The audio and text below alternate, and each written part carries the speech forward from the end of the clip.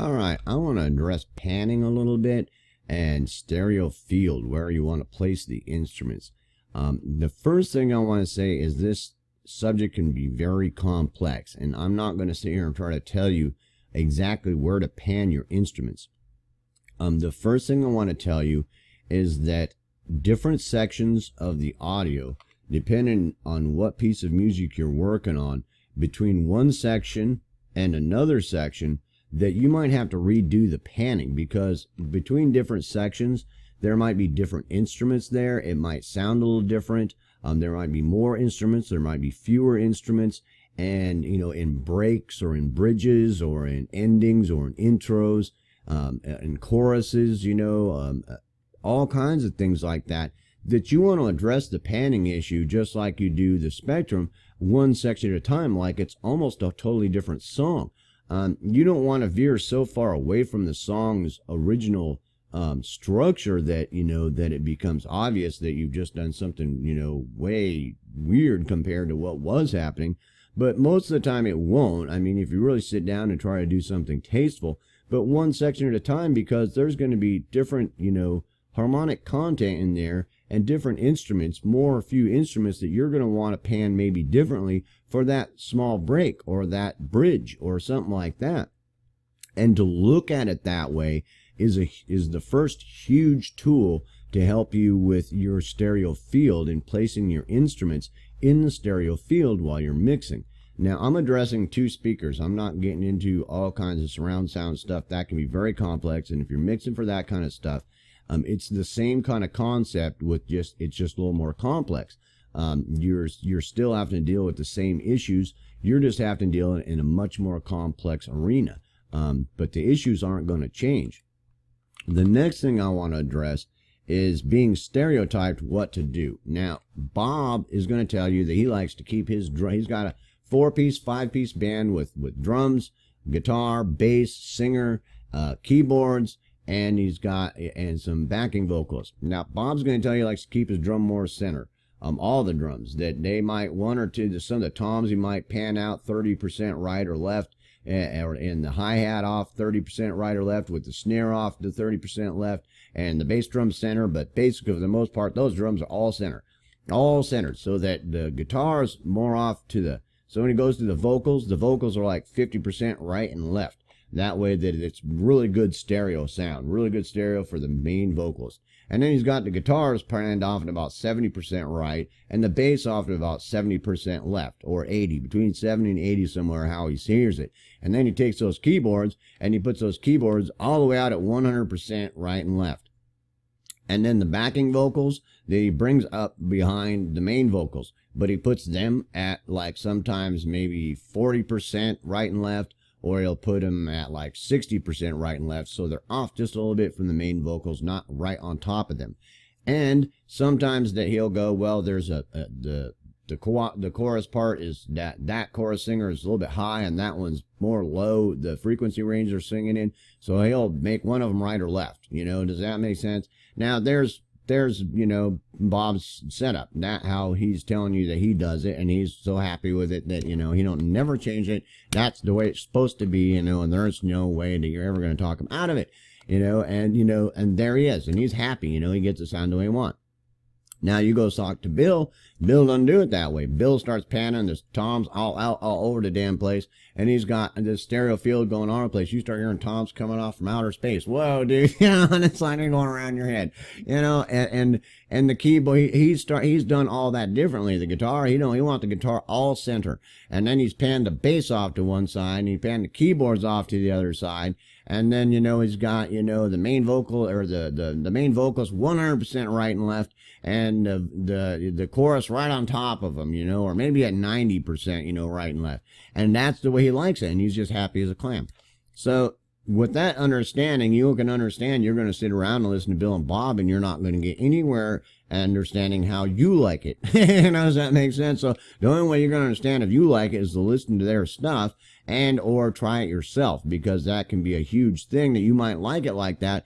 But if I take this one song and you love this song is so badass, and you love Bill because Bill did this song, and you love that band. right? Well, if I take that same band and give it to Bob and let Bob mix it the way he mixes it instead of Bill and his mixing technique, doesn't that necessarily mean you're going to like the song less? It's the same music. Everything that you liked about it's the same, but the panning is totally different. Now, it's going to sound different, but are you going to not like it? The chances are no.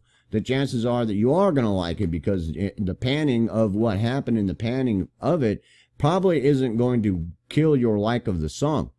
You might go, well, that sounds a little bit different, you know, and you might be attached to Bob's version or Bill's version, and you know, and you're going to go back and forth. But the reality of it is you're still going to like the song. And you know, that is a huge thing to get your head wrapped around, because if that music you liked from that band and all of a sudden Bill had done it, that you like it. Or if Bob had done it, you like it. Does that make sense? So you're running around trying to figure out how Bill and Bob did their mix when, you know, the panning of it isn't really been the issue, that you like the song, not as much the panning. And you didn't really sit down and think about, do you really like the toms out there, or would Bob's way be better, you know, that they're centered? Or is Bill, they're all going around my head all over the place, but I can't really hear the keyboards and the bass player because the damn toms are all over the crash cymbal. You know, does that make sense? And those issues, that's a big, huge tool to understand, so that when you're dealing with panning, that you run like a brick wall right into that, and you don't even see that happening because you're not really addressing the issue. You're addressing, you know, something that you like rather than what was actually happening there and whether or not it's actually better. So the understanding of that, to understand that, that's the second huge thing to really understand.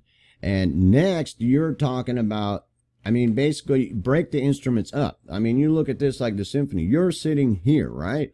Or you're probably sitting back a little bit, you know, I mean, because you sit like you're sitting in front of your speakers. You know, pull yourself back away from that a little bit. Okay, where's the band at? You know, put out a piece of paper and write down, where's the band at? What can I do that? And, you know, and I want the bass, the drummer, you know, the bass drum normally is centered. I'll give you that most time it's really hard to get around that. You want that bass drum centered. You don't want off to the left somewhere, off to the right.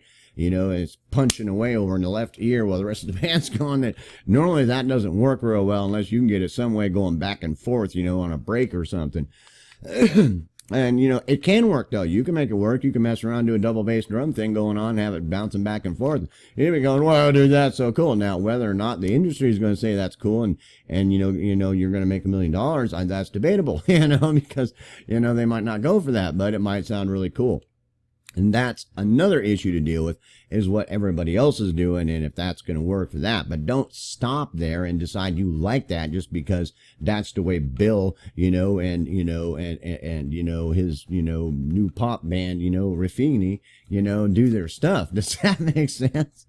And no offense, but, you know, I mean, that can be very real. And so, you know, you're wanting to work on that also, but you also want to understand how it sounds better, what the best way to do it is, the best way to approach it. But that I'm not going to tell you to throw that away, because if they're doing it that way, that's selling, that's making money. So if Raffini comes in the house and she's like, you don't understand, you know, it's like, you might want to do it something like they were doing if that's what's selling, you know, and not try to get, you know, totally blow their sound, you know, and change it too much like that to where, you know, it might cause issues. But sometimes they'll like that. It really depends. And there's no really way to know whether or not they're going to unless you ask them and try. Does that make sense? So that's another huge issue. And the other issue is, like I said, you've pulled yourself back. You've got, like, this is symphony, but you got like the drummer here. And, you know, you're sitting there and you got the guitarist over here and the bass player over here and the keyboardist over here and the backing choir over here. But where are they putting the speakers to where you hear it the best? You know, I mean, how they've panned it is basically the same thing you're looking to do. Whatever that band's trying to, you know, put their speakers up somewhere so you hear it the way they want you to hear it.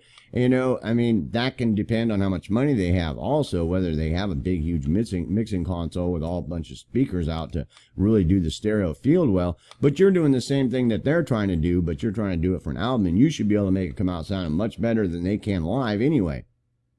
So you just basically need to sit back and look at it. Where can I put those instruments? And the biggest thing, a huge thing, is to have things working with each other. I mean, that way that you don't have shit going all right or all left or something like that. That kind of stuff is usually the biggest thing you got to watch out for, because you be sitting there and all of a sudden, everything on the right's pounding you over this way because you have the stereo field, you don't have a good stereo balance going on. There's something's counteracting whatever's happening on the other side. Does that make sense? And that's the next tool to understand, and that's a huge thing to understand, that counteraction to balance what's going on. A real simple example of that is your snare and your hi-hat. When you're mixing along, you got your snare panned off just a little bit to the left and your hi-hat off a little bit to the right, not much, but maybe 30% or 40% or something. But then when the hi-hat stops, there goes the snare, and you're starting to go left, and where in that section, if you're not using it, you should have brought the automation in and pan that over more towards center a little bit, or bring it in some and start listening to how, if there's something counteracting it somewhere. And then when that snare, that hi-hat kicks back in, that you can bring them back out again to where, you've got that counteracting balance going for that stereo field, so that you're not going all left or all right or something like that. Because that lopsided feeling, that lopsided sound can really cause problems with your listener, because your listener all of a sudden is not hearing what's going on one side, because they're focusing on where the volume decibel is coming from. The major volume decibel is coming from that side. They're going to start focusing on that. And then when you start trying to focus on that, but trying to hear what's happening on the other side also, then they're focusing way too hard on your mix and not listening to the mix anymore. Does that make sense? So that's another huge tool to understand. And the next thing to say is that, symphonic study is a huge thing. And I suggest you sit down with something like this and, really sit down and get on there about panning instruments in a symphonic sense. And it might be kind of complex, and you might not be mixing things so complex, but just spend, in the evenings, for a week, just sit down and study that, in the evenings for a week about stereo panning, in the stereo field for recording concert music, symphonies.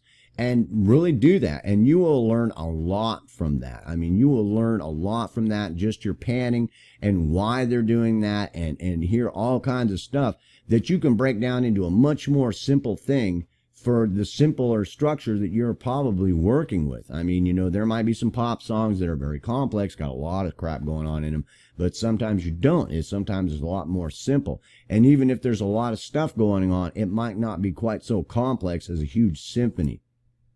So just to study that a little bit will give you a really good understanding. It'll broaden your understanding a little bit about that, and probably give you a lot of, information that you can break down into a much more simpler structure to address the simpler structure that you're dealing with in a smaller band. That will help a lot. And the last thing that I want to address is I want to address you. What do you like? Now, you've got that 4 or 5 piece band.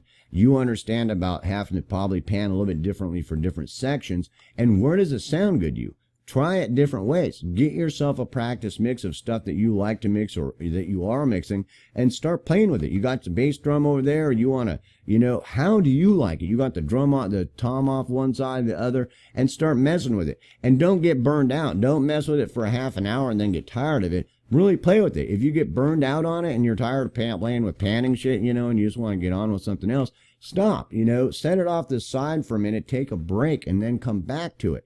And work at it, and try different ways of different pannings and hear what's happening in the stereo field.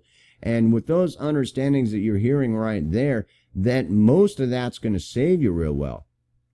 Some more complex issues of things that are going to pan, sweep and, do stuff like that, you're getting into some more complex panning. Basic panning structures and basic stereo fielders we're trying to address. The more complex it gets, the more complex your thinking has to be to compensate for the complexities that are happening. So that's a very simple concept to understand, and just understand that. And the last thing, like I said, is you just sit down and work at it. Where do you think they should sound? You don't have to watch a billion videos. Start playing with it. Where do you think the drums sound best? And then with the other stuff added into it, where do they sound best? How can I pan that? How many different ways can I pan that guitar against the bass? with those 4 bands, how many different ways can I do that? And just start experimenting with that. And you will eventually come to see some things, and some things will start to come together for you, so that you can pan your stereo field and keep it as simple as possible and complex when it needs to be. Peace, hope, love.